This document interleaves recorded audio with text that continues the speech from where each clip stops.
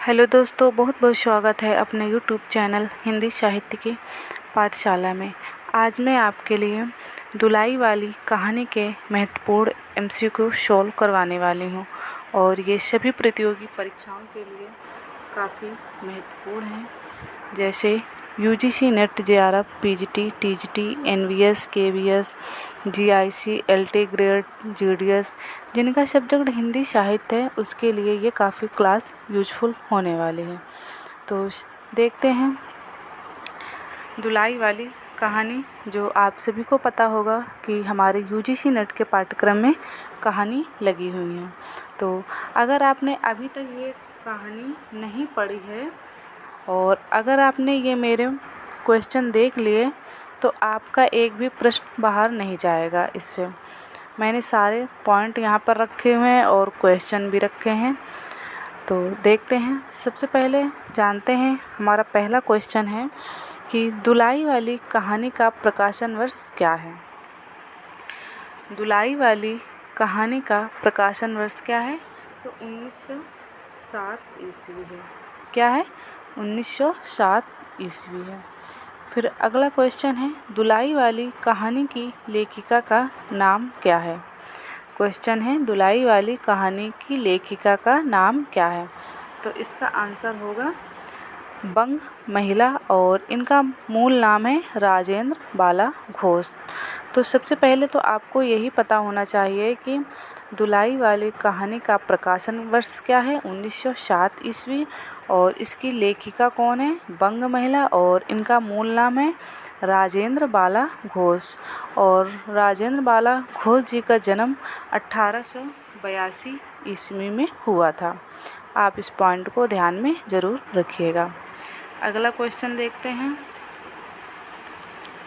हमारा अगला क्वेश्चन है वेरी इम्पोर्टेंट क्वेश्चन है, क्योंकि ये परीक्षा में काफ़ी बार प्रश्न पूछा गया है।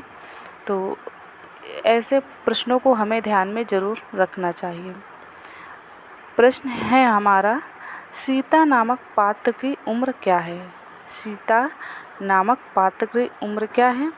10 वर्ष। वेरी इम्पोर्टेंट क्वेश्चन है, आप इस प्रश्न को इग्नोर नहीं कर सकते हैं, क्योंकि ये काफ़ी बार प्रश्न पूछा गया है।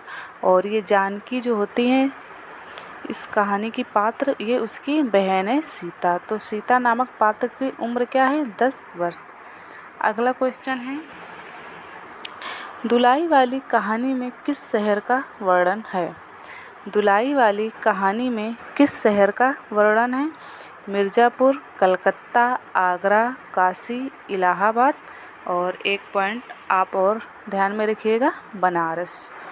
तो ये जो स्थान आए हैं इन स्थान को ध्यान में रखिएगा, क्योंकि आपसे ये प्रश्न पूछा जा सकता है। फिर अगला क्वेश्चन है हमारा कि दुलाई वाली कहानी में वंशीधर से गाड़ी वाले ने स्टेशन पर जाने के लिए कितने रुपए लिए थे। क्वेश्चन है हमारा, दुलाई वाली कहानी में वंशीधर से गाड़ी वाले ने स्टेशन पर जाने के लिए कितने रुपए किराया मांगा था। तो 1.5 रुपया किराया मांगा था। इम्पोर्टेंट है, आप इसको ध्यान में ज़रूर रखिएगा। और ये प्रश्न पूछा भी गया है। अगला क्वेश्चन है हमारा, ये क्वेश्चन हमने करवा भी दिया है, अगर आपने देखा होगा तो महत्वपूर्ण प्रश्न कुछ करवाए हुए थे, तो ये क्वेश्चन हमने रखा हुआ था। तो देखते हैं, हमारा क्वेश्चन है, अरे तुम क्या जानो, इन लोगों की हंसी ऐसी ही होती है, हंसी में किसी के प्राण भी निकल जाएं, इन्हें दया ना आवे। ये किसका कथन है? अरे तुम क्या जानो, इन लोगों की हंसी ऐसी ही होती है, हंसी में किसी के प्राण भी निकल जावे, इन्हें दया ना आवेगी। ये जानकी का कथन है। इम्पोर्टेंट है, आप इसको ध्यान में रखिएगा। अगला क्वेश्चन है हमारा कि दुलाई वाली कहानी किस पत्रिका में प्रकाशित हुई थी। इम्पोर्टेंट क्वेश्चन है, दुलाई वाली कहानी किस पत्रिका में प्रकाशित हुई थी। तो सरस्वती पत्रिका में प्रकाशित हुई थी। फिर इसके बाद में महत्वपूर्ण बिंदु देखते हैं। ये काफ़ी इम्पोर्टेंट है, तो देखते हैं। कहानी का आरंभ काशी शहर से होता है। दुलाई वाली कहानी का प्रारंभ काशी से होता है और कहानी का अंत इलाहाबाद से होता है।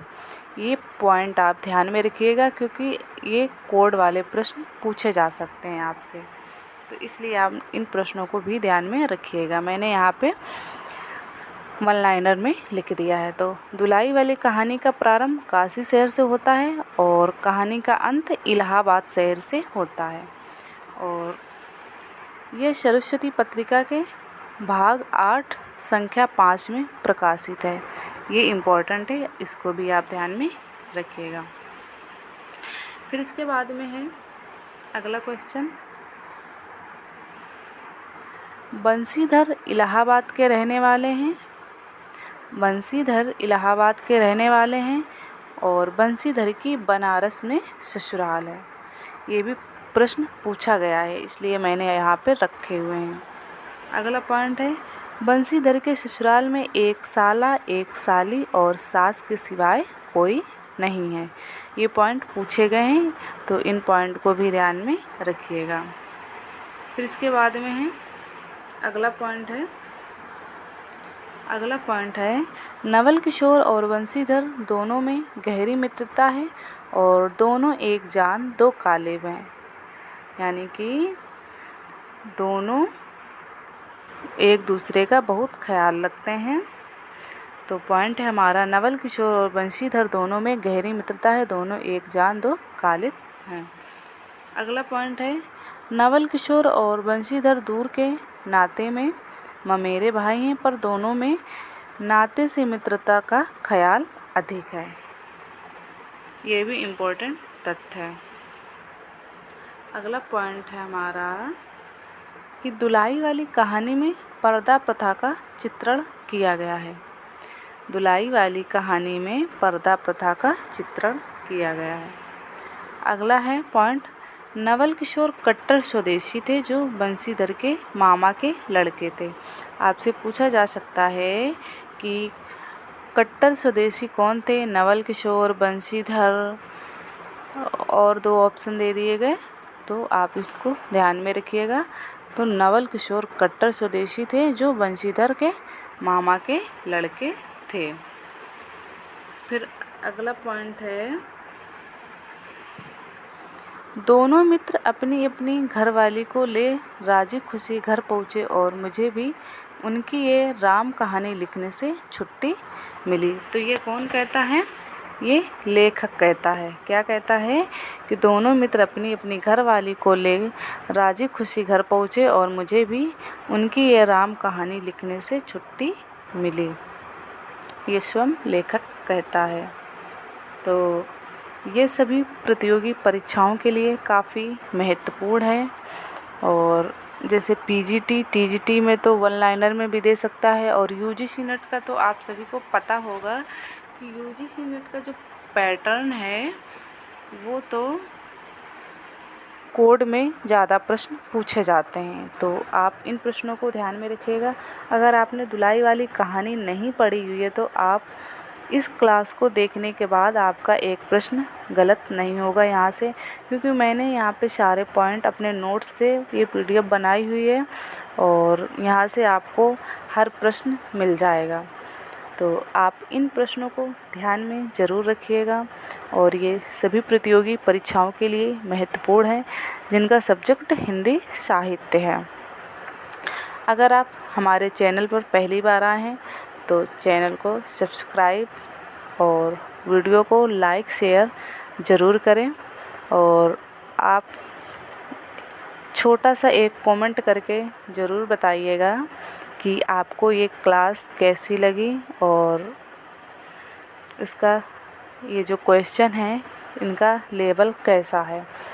तो अगर आप कमेंट में एक छोटा सा कमेंट करते हैं तो हमें भी अच्छा लगता है और हमारा मनोबल बढ़ता है कि हाँ, हम अच्छा कर रहे हैं आपके लिए। और आप सभी को पता है कि हमारा दिसंबर में एग्ज़ाम है, इसलिए मैं यूनिट 7 और यूनिट 5 दोनों यूनिट को लेके चल रही हूँ।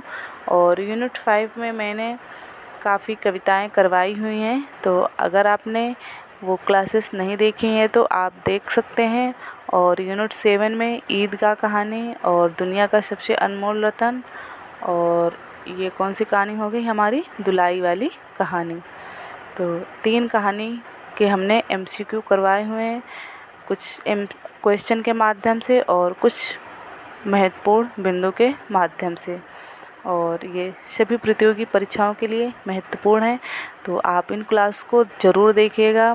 और डेली मैं एक कम्युनिटी पोस्ट डालती हूँ सुबह सुबह, और आप वहाँ पे क्वेश्चन का आंसर ज़रूर दीजिएगा, क्योंकि ये सारे क्वेश्चन जो मैं कम्युनिटी पोस्ट में डाल रही हूँ ये सब आपके UGC नेट के पाठ्यक्रम के अनुसार ही क्वेश्चन मैं बना के डालती हूँ, तो आप उन प्रश्नों के आंसर भी दिया करें।